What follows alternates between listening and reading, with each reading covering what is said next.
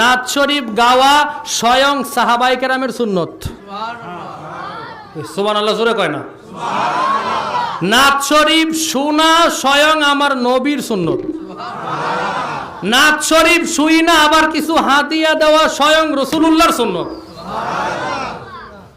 মসজিদে নববীতে এখনো সেই মিম্বরটা আছে, যে মিম্বরটা তৈরি করা হয়েছিল নাত শরীফ গাওয়ার জন্য, হাসান ইবনে সাবিতের জন্য।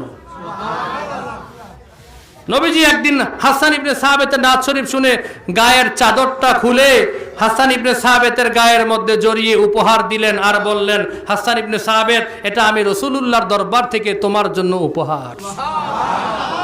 তাহলে কি নাত শরীফ একটু শুনবেন? ইয়া রাসূলুল্লাহ ইয়া হাবিবাল্লাহ, জোরে ইয়া রাসূলুল্লাহ। যার যতটুকু আওয়াজ আছে, যতটুকু মুহাব্বত আছে, ইশক আছে, পুরো ইশকটা দিয়ে আজকে এতটুকু আমরা রাতে রাসূল গায়া শেষ করে দিব। ইয়া রাসূলুল্লাহ ইয়া হাবিবাল্লাহ ইয়া রাসূলুল্লাহ, মাশাআল্লাহ, ইয়া রাসূলুল্লাহ।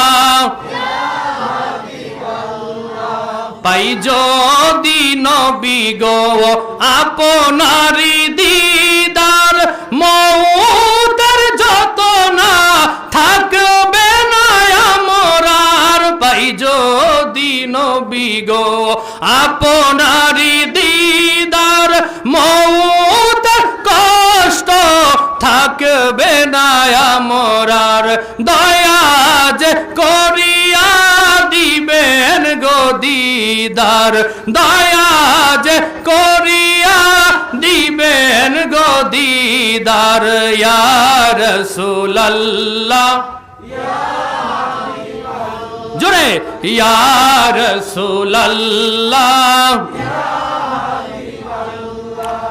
আপনার পসিনা আতর বানায়া, কদমের ধুলা গায়েতে মাখিয়া। আপনার পসিনা আতর বানায়া, কদমের ধুলা গায়েতে মাখিয়া।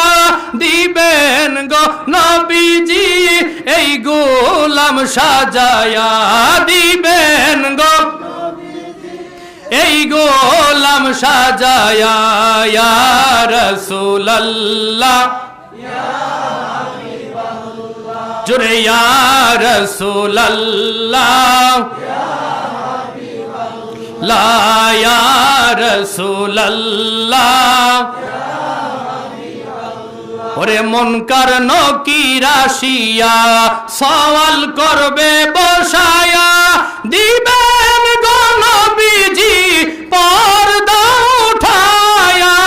মুনকার নকির আসিয়া সওয়াল করবে বসায়া, দিবেন গো নবীজি পর্দা উঠায়া। ওরে দেখিব আপনাকে আপন নয়নে, দেখিব আপনাকে আপন নয়নে। ইয়া রাসূলুল্লাহ ইয়া হাবিবাল্লাহ ইয়া রাসূলুল্লাহ।